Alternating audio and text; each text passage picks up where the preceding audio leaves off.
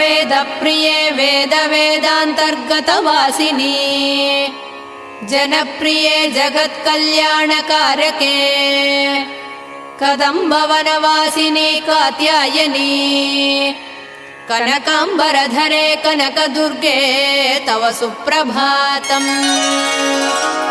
कल्पवृक्षे महाकल्पादिकालनिर्णये मातः मधुसूदनादिमहादेव विनुते मन्दाकिनी सलिलसेवितपदे मन्दस्मिते कनकाम्बरधरे कनकदुर्गे तव सुप्रभातम्।